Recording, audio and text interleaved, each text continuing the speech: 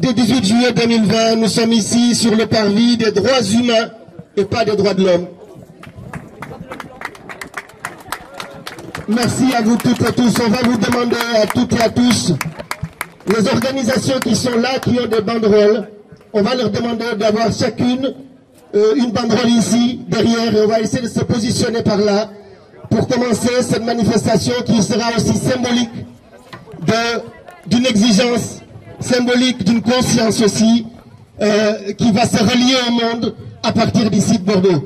Donc si vous le voulez bien, s'il y a des organisations qui sont là, je vois qu'il y a SOS Racisme, s'il y a quelqu'un de SOS Racisme pour venir par là, je vois qu'il y a la France Insoumise, il y a aussi Georges Abdallah, mettez-vous par ici, s'il vous plaît. Je vois la CNT par là, n'hésitez pas à venir. Et si vous le voulez bien, chers amis, on va vous demander à tous de vous mettre le long des arbres ici, si vous voulez bien. C'est de nous mettre tous ensemble parce que nous allons faire ensemble cet acte symbolique très important que les Américains ont lancé et qui se reprend ici aussi à Bordeaux. Donc si vous pouviez vous mettre ici, juste sur ce long-là, tous ensemble, pour que nous puissions commencer le long des arbres là ici, s'il vous plaît, pour que la manifestation, vous le savez, le 18 juillet est une date un peu ingrate, puisque pour différentes raisons liées à la chaleur très importante aujourd'hui, mais aussi liées bien évidemment au fait que nous sommes en vacances, nous n'avons pas effectivement tout le monde qui adhère à cette manifestation, et je sais qu'ils sont nombreux à y adhérer. Je sais aussi qu'il y a un certain nombre d'élus qui sont ici présents. Nous leur demanderons de se rapprocher aussi. Les représentants des organisations également associatives, militantes, politiques, toutes pourront ici prendre la parole, ainsi que vous qui êtes là, qui n'êtes pas forcément représentants d'associations, mais qui tenez à dire votre exigence et votre conscience. Donc, si vous le voulez bien, on va se mettre le long ici, et on va commencer avec... à l'ombre, là, à l'ombre ici, s'il vous plaît. Si vous pouviez vous mettre là, tous ensemble, s'il vous plaît. Par ici, tous à l'ombre. Ici, s'il vous plaît, les uns derrière les autres. Excusez-moi de vous demander ça, mais c'est vraiment pour que visuellement cette manifestation qu'elle mérite. Alors, la sono, alors, on va se rapprocher ici. Voilà, très bien. Très bien. Si vous pouviez vous mettre là, ils sont là. Alors, qu'elle s'arrête de temps.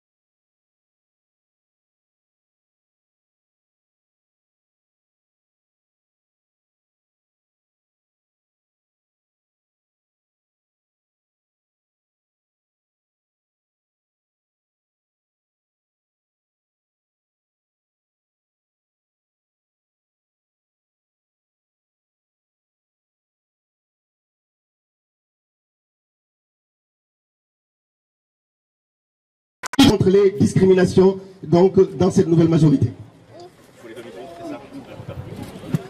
Bonjour à tous, merci de nous donner la parole. Je n'avais pas forcément prévu d'intervenir au titre municipalité parce que je ne voulais pas, voilà, on voulait laisser toute sa place au secteur associatif. Bon, merci de nous donner la parole. Effectivement, une nouvelle majorité. Merci d'avoir salué ce changement. On espère voilà, qu'il est porteur d'espoir, qui permettra de travailler avec tout le monde.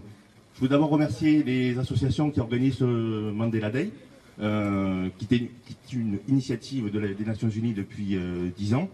Je pense qu'il y aura des choses à travailler là aussi pour donner toute sa place à ce 18 juillet dans le calendrier bordelais dans les années qui viennent.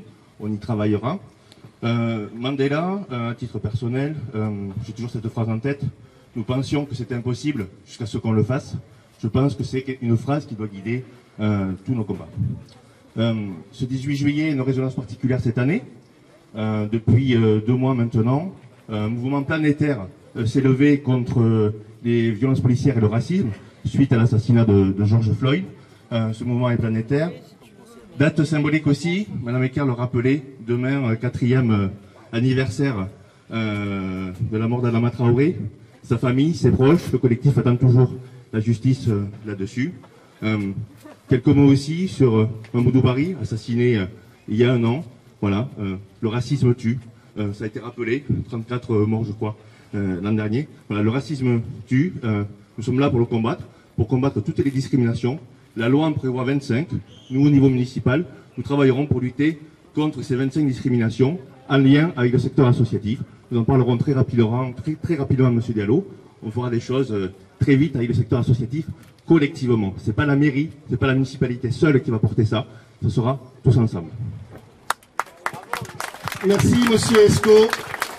Sachez en tout cas, vous et vos camarades qui êtes à la municipalité, que nous portons beaucoup d'espoir sur vous. Nous nous sommes tous battus pour que cette majorité, que cette municipalité puisse changer. Chacun à sa façon s'est battu pour qu'il y ait un changement à Bordeaux. Chacun à sa façon. Et nous avons de l'espoir en vous. Ne nous trahissez pas. Ne nous tournez pas le dos. Parce que, madame, si vous voulez prendre la parole après, vous viendrez. D'accord, il n'y a aucun problème, vous viendrez dire ce que vous avez à dire. Mais si vous me coupez comme ça, on ne va pas y arriver. Alors, c'est juste pour dire que merci, Monsieur Esco. Merci, Monsieur Esco, pour votre discours. Le message que nous portons, c'est ce message de combat. Les injustices, elles sont toujours là. Et si votre action peut permettre à les résoudre, nous serons à vos côtés à chaque fois que ce sera nécessaire. Nous avons aussi à Bordeaux, au conseil municipal, une nouvelle conseillère municipale. Puisque vous le savez, nous avons une majorité qui a remporté, mais on a aussi un groupe politique Bordeaux en lutte qui a 3 conseillers municipaux qui sont au conseil municipal. Et je peux vous assurer que c'est quelque chose d'historique et je suis extrêmement fier de Bordeaux et des Bordelais d'avoir donné leur suffrage à Philippe Poutou et à ses amis et notamment donc à Evelyne, pardon, je suis tellement fatigué. Et notamment à Evelyne qui est donc au conseil municipal.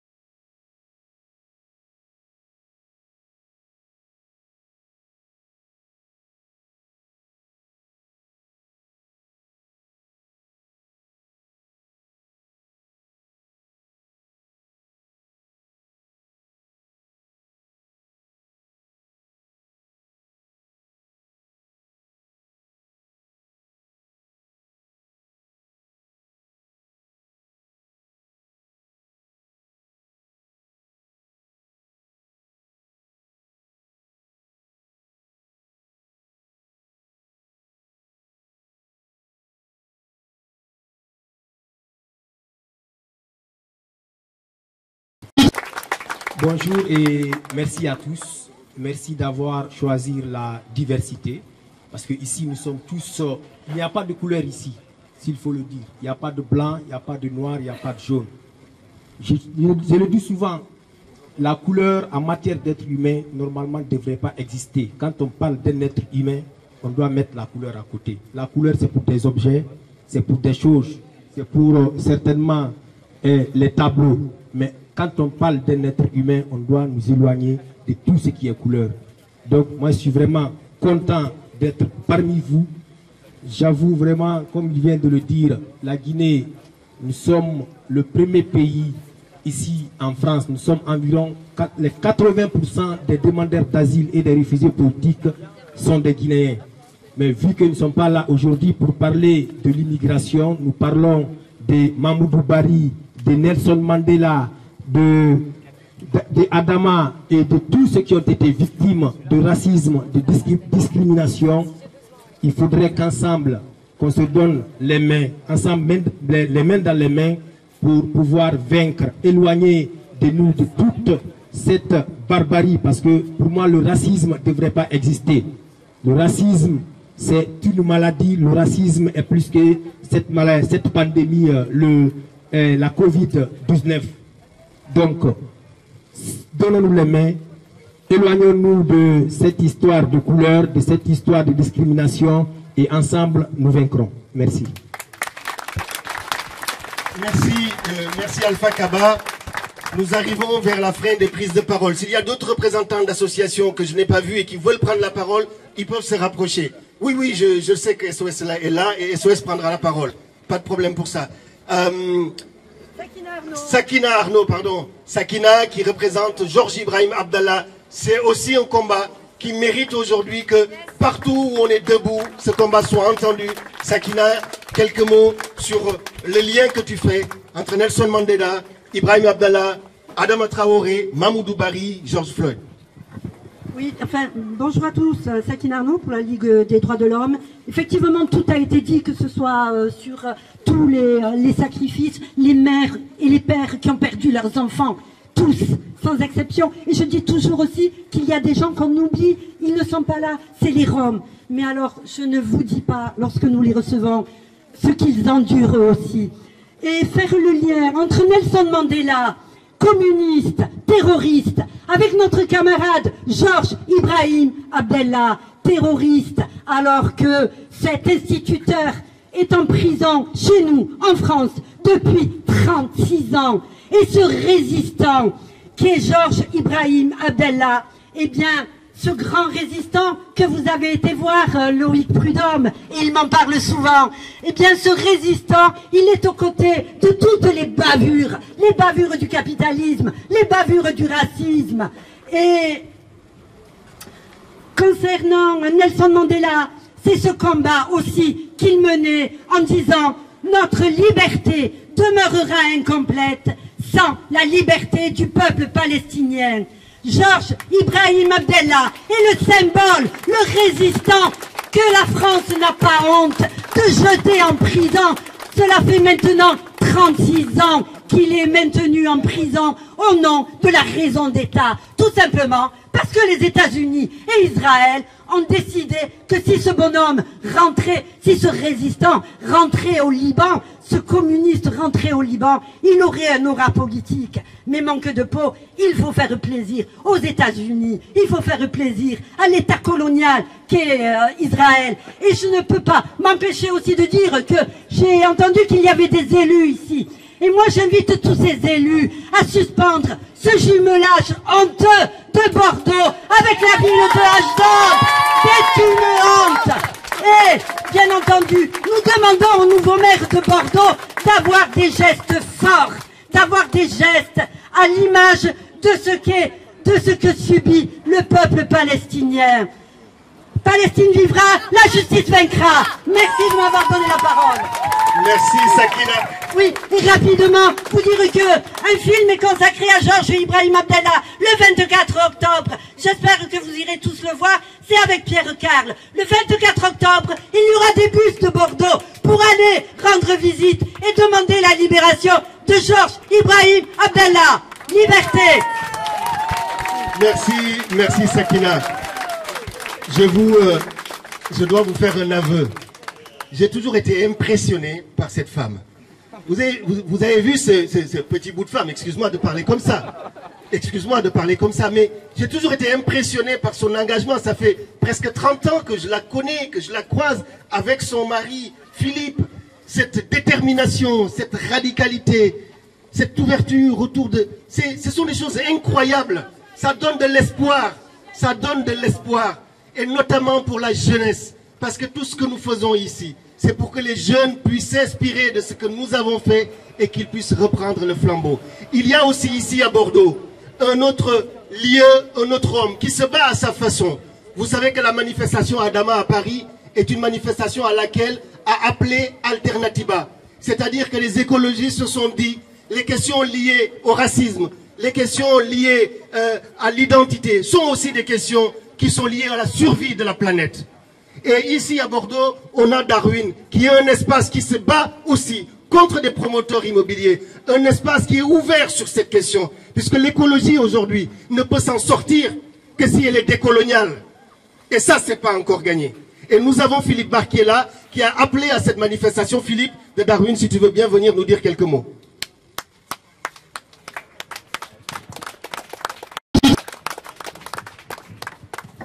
C'est pas sympa de me faire passer après Sakina parce que c'est tellement difficile d'avoir la puissance et la force qu'elle met, la détermination qui est communicative qu'elle donne.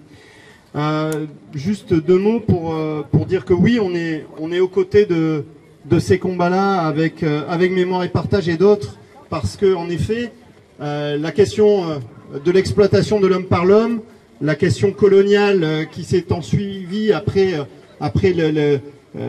l'époque négrière de Bordeaux, l'époque esclavagiste de Bordeaux, qui a fait la fortune de cette ville, sur laquelle nous reposons encore, parce que très clairement, au-delà de la mémoire, l'histoire véritablement doit nous être rappelée beaucoup plus fréquemment ici même à Bordeaux, parce que nous bénéficions encore. Moi, je suis un enfant de ce territoire, je bénéficie depuis ma naissance d'un territoire qui a une richesse qui s'est fondée sur l'exploitation de l'homme par l'homme, qui s'est fondée sur l'esclavage, qui s'est fondée ensuite sur la colonisation, parce que Bordeaux a une place prépondérante dans toutes ces dynamiques du passé et qui aujourd'hui encore colonise nos consciences.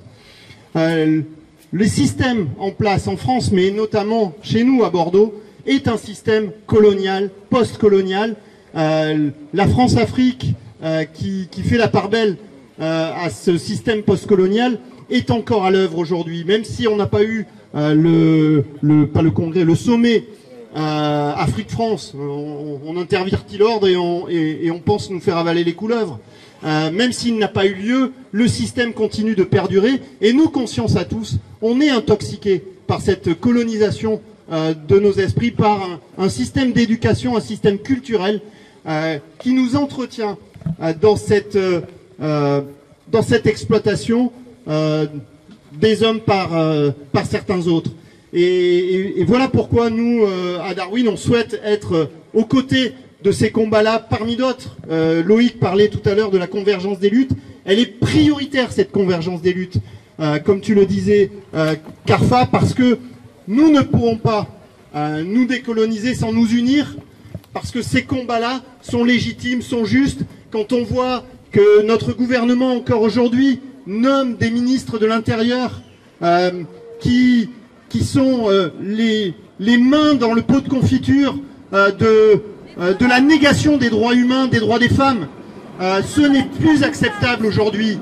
Et nous devons véritablement agir de manière transversale sur toutes ces discriminations et ces xénophobies. Voilà, donc bien évidemment on sera encore là sur les autres rassemblements. Merci beaucoup Philippe Barre. Nous allons finir les amis, il y a une dernière prise de parole, nous finirons par une minute de silence en hommage à toutes les victimes des violences policières et des violences racistes. Philippe Barre a dit tout à l'heure quelque chose d'important et je voulais rebondir sur ce que Philippe vient de dire à propos du sommet France-Afrique. Il faut appeler les choses par leur nom. Ce sommet a été voté par par le conseil municipal de Bordeaux. Il y a eu juste quelques abstentions, mais tout le conseil municipal de Bordeaux a voté pour que Bordeaux accueille un sommet France-Afrique, ici à Bordeaux. C'est-à-dire que les chefs d'État africains convoqués ici à Bordeaux, donc ce genre de sommet dispendieux pour les finances publiques et notamment qui font que perpétuer des dominations coloniales et néocolonialistes. Nous espérons, parce que ce sommet n'a pas été totalement annulé, nous espérons que la nouvelle municipalité, chers amis, sera extrêmement vigilante là-dessus. Nous espérons. Il y a 1 300 000 € qui est disponible. Voilà. Donc, du coup, pour nous, c'est extrêmement important de laisser ce message-là. Les sommets internationaux, et je pense que vous en conviendrez assez avec nous, c'est dépassé. Et encore moins d'un sommet international où un petit président, Emmanuel Macron, convoque 50 pays africains, ici, à Bordeaux, en France. Donc, nous avons cet espoir-là aussi, parce que les intérêts économiques sont importants, et ils vont se manifester pour que ce sommet ait lieu. Nous espérons qu'à ce moment-là, ce sera plus qu'une abstention, puisque c'était une abstention qui avait été faite, qui avait été votée par le nouveau maire lorsque ça a été décidé. Nous espérons que ce sera plus que ça. Chers amis, avant de clore ces prises de parole, avant de faire la minute de silence, il y a Erwan, un jeune engagé à SOS Racisme. SOS Racisme est une organisation qu'il faut respecter en France. Ça, c'est mon point de vue, moi. On ne peut pas se permettre de jeter le bébé avec l'eau du bain. J'entends beaucoup de choses. Il faut qu'on arrête avec cette politique de la diabolisation. Je ne comprends pas ça. Nous avons une histoire. Et cette histoire, il faut qu'on la prenne. SOS Racisme en fait partie. Il y a des choses à faire évoluer dans toutes les organisations. Et sur celle-là aussi, j'espère. Je suis allé à Paris pour voir Dominique Sopo, on en a longuement discuté. Il faut que nous respections l'engagement des gens. Ce jeune homme qui est là, il n'est pas moins légitime que nul d'entre nous.